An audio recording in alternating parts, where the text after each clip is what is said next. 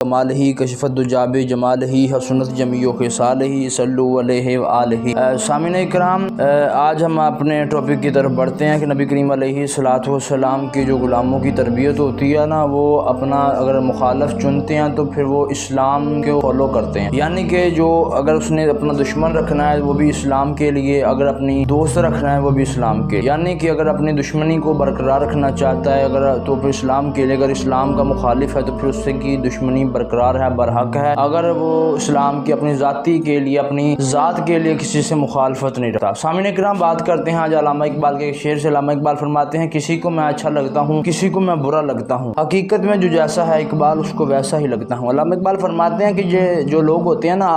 خود سے اچھے ہوتے ہیں وہ دوسروں کو بھی اچھا ہی سمجھتے ہیں۔ اگر انسان کے اندر اچھی کوالٹی ہو، اچھی صفات ہو، اچھی کوئی بھی چیز ایسی ہو کہ جس کو لوگ شو کرتے ہیں، مثلا کوئی فیل ہو انسان کا، اچھا بھی ہوتا ہے برا بھی ہوتا ہے، انسان کے اندر جو فیل ہے نا، اچھا ہو یا برا ہو، وہ فیل انسان ظاہر کرتا ہے۔ پھر ظاہر کیسے کرتا ہے؟ علامہ اقبال فرماتے ہیں، کسی کو میں اچھا لگتا ہوں، کسی کو برا لگتا ہوں، حقیقت میں جو جیسا ہے اقبال اس کو ویسا ہی لگتا ہوں۔ میاں محمد بخش رحمۃ اللہ علیہ نا ایک پنجابی کے شاعر ہیں، انہوں نے پنجابی میں بڑی خوبصورت بات کی۔ آپ فرماتے ہیں کہ شیش محل وچ کتا بڑیا تو ان کچھ سمجھ نہ آوے، شیش محل وچ کتا بڑیا تو ان کچھ سمجھ نہ آوے، جس پاسے بھی ویکھے انہوں کتا ہی نظر ہی آوے۔ میاں صاحب کا بھی یہی کہنا ہے کہ جب انسان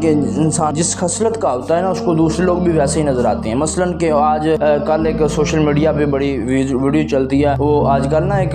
چول انسان ہے، بہت بغیرت انسان ہے، نام لینا بھی میں اس کا مناسب نہیں سمجھتا، وہ اولیاء کے بارے میں بہت بکواس کرتا ہے۔ یعنی کہ جو انسان کی خود کی تربیت ہوتی ہے، انسان جتنا اندر سے برا ہوتا ہے، اتنا گندا ہوتا ہے، وہ اظہار کرتا ہے پھر بول کے اپنا کہ ہم اتنے گندی ہوتے ہیں، ہم اتنے۔ میں کہتا ہوں کہ یار کم سے کم آپ کا مخالف ہے نا، مخالف اگر اسلام کے لیے بھی ہے نا، اگر تو گستاخ رسول ہے تو پھر اس کے لیے کوئی معافی، اگر گستاخ رسول ہے، گستاخ صحابہ ہے یا گستاخ اہل بیت ہے، اس کے لیے پھر کوئی معافی نہیں ہے، اس کا اظہار کریں گے، سینہ تان کے کریں گے، مطلب وہ دل لگا کے کریں، پورے زور سے کریں گے اور سریعام کریں گے، سوشل میڈیا پہ کریں گے، سریعام کریں گے، اس کا اظہار ہم کریں گے، اس کی معافی کوئی نہیں۔ اور جو انسان کا اپنی ذاتی اختلاف ہو، مطلب کوئی انسان کسی کو تنگ کرتا ہے، کسی کو گالی گلوچ کرتا ہے، کوئی مسئلہ نہیں، پھر ہم کچھ نہیں کہیں گے۔ اپنی ذات کے لیے اگر کوئی مسئلہ ہو تو اس کو اس کے معاملات میں انٹرفیئر نہیں کرتے، کیونکہ یہ ہمارا نہیں، اللہ کی سپرد ہے، یہ اللہ تعالیٰ پھر خود ہی ان سے نپٹے گا، خود ہی ان کا علاج کرے گا۔ اچھا خیر، اگر ہم ایک اور شاعر کی بات کرتے ہیں، کیونکہ درویشانہ شاعر تھا، اس نے ایک بڑی خوبصورت بات کی، وہ پنجابی کا شاعر ہے، وہ بھی اس نے پنجابی میں کلام لکھا ہے۔ وہ کہتا ہے کہ انگلی چک جو دوسرے نو برا آکھیں کہ بڑی عیب نے اوس انسان اندر، انگلی چک جو دوسرے نو برا آکھیں کہ بڑی عیب نے اوس انسان اندر۔